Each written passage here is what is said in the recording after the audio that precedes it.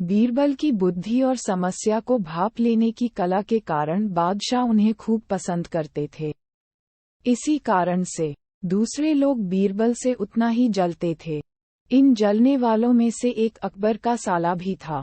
वो हमेशा से ही बीरबल को मिला हुआ खास स्थान लेना चाहता था। बादशाह जानते थे कि बीरबल जैसा कोई और नहीं हो सकता है। वो अपने साले को भी ये बात समझाने की कोशिश करते थे, लेकिन उनका साला हमेशा कहता था कि वो भी काफी बुद्धिमान है। इन सब बातों के कारण एक बार बादशाह के मन में हुआ कि अब ये ऐसे नहीं मानेगा, इसे कुछ कार्य देकर ही समझाने पड़ेगा। तभी अकबर ने अपने साले से कहा कि तुम अपने दिमाग और सूझबूझ से इस कोयले की बोरी को सबसे ज्यादा लालची सेठ दमड़ी लाल को बेच कर आओ। अगर तुमने ऐसा कर दिया तो मैं तुम्हें तुरंत बीरबल की जगह दे दूंगा। ये बात सुनकर अकबर का साला हैरान हुआ, लेकिन उसे बीरबल की जगह चाहिए थी। इसी सोच के साथ वो कोयले की बोरी लेकर सेठ के पास पहुंच गया। सेठ ऐसे ही किसी की भी बातों में आने वाला नहीं था, इसलिए उसने उसे खरीदने से मना कर दिया। अब अपना उदास चेहरा लेकर अकबर का साला महल लौट आया। उसने कहा कि मैं इसे नहीं बेच पाया। इतना सुनते ही बादशाह ने बीरबल को अपने पास बुलाया। उन्होंने अपने साले के सामने ही बीरबल से कहा कि तुम्हें सेठ दमड़ी लाल को ये कोयले की बोरी बेचनी है। बादशाह का आदेश मिलने पर बीरबल ने कहा कि आप एक बोरी बेचने के लिए कह रहे हैं। मैं उस सेठ को एक कोयले का टुकड़ा ही 10,000 में बेच सकता हूँ। ये बात सुनकर अकबर का साला दंग रह गया।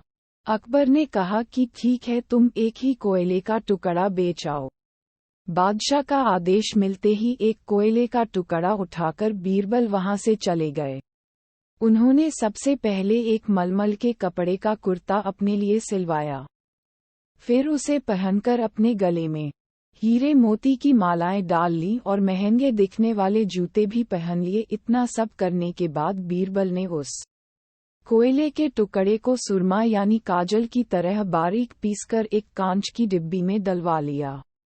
इसी भेष में वो महल के मेहमान घर में आ गए। फिर बीरबल ने एक इश्तिहार दिया कि बगदाद में एक जाने माने शेख पहुंचे हैं जो जादुई सुरमा बेचते हैं। सुरमे की खासियत में बीरबल ने लिखवाया कि इसे लगाने वाला अपने पूर्वजों को देख सकता है। यदि पूर्वजों ने कोई धन छुपा कर रखा है तो वो उसका पता भी बता देंगे। इस इश्तिहार के सामने आते ही पूरे नगर में बीरबल के शेख रूप और चमत्कारी सुरमे की ही बात होने लगी। सेठ दमड़ी लाल तक भी यह बात पहुंच गई। उसके मन में हुआ, जरूर मेरे पूर्वज ने धन गाड़ रखा होगा। मुझे तुरंत शेख से संपर्क करना चाहिए। इतना सोचकर दमड़ी लाल शेख बने बीरबल के पास पहुंचा।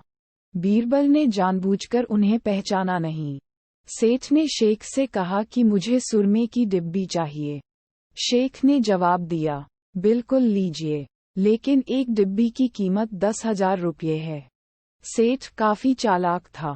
उसने शेख से कहा कि मैं पहले सुरमा आंखों पर लगाना चाहता हूँ, उसके बाद पूर्वजों के दिखने पर ही मैं 10,000 रुपये दूंगा।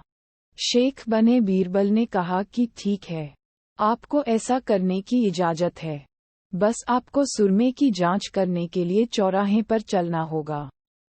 चमत्कारी सुरमे का करिश्मा देखने के लिए वहां लोगों की भीड़ लग गई। तब बीरबल बने शेख जोर जोर से कहने लगे कि इस चमत्कारी सुरमे को सेठ जी लगाएंगे। अगर ये सेठ अपने माता पिता की ही औलाद हैं तो इन्हें सुरमा लगाते ही तुरंत पूर्वज नजर आ जाएंगे। पूर्वज नहीं दिखे तो मतलब ये होगा कि वो अपने माता पिता की औलाद नहीं हैं। असली औलादों को ही यह सुरमा लगाने पर अपने पूर्वज नजर आते हैं। ये सब कहने के बाद शेख ने सेठ के आंखों पर सुरमा लगा दिया और कहा कि आंखें बंद कर लो। सेठ ने आंखें बंद तो की, लेकिन उन्हें कोई भी नहीं दिखा। अब सेठ के मन में हुआ कि मैंने कह दिया कि मुझे कोई नहीं दिखा तो भारी अपमान हो जाएगा। इज्जत को बनाए रखने के लिए सेठ ने आंख खोली और कहा कि हाँ, मुझे अपने पूर्वज दिख गए। इसके बाद गुस्से में लाल सेठ ने बीरबल के हाथ में 10,000 रुपये थमा दिए। अब खुश होते हुए बीरबल महल चले गए। उन्होंने कहा कि लीजिए बादशाह, एक कोयले के 10,000 रुपये और सारा किस्सा सुना दिया। ये देखते ही बादशाह का साला मुंह बनाकर महल से चला गया। उसके बाद से उसने कभी भी बीरबल की जगह लेने की बात अकबर से नहीं की। कहानी से सीख, किसी से ईर्ष्या नहीं करनी चाहिए और अपनी काबिलियत को साबित करने के लिए बुद्धि का उपयोग करना जरूरी है। आज की कहानी में बस इतना ही। मिलते हैं नई कहानी के साथ। कहानी अच्छी लगी हो तो हमारे चैनल को सब्सक्राइब करें और बेल आइकॉन को दबाना ना भूलें।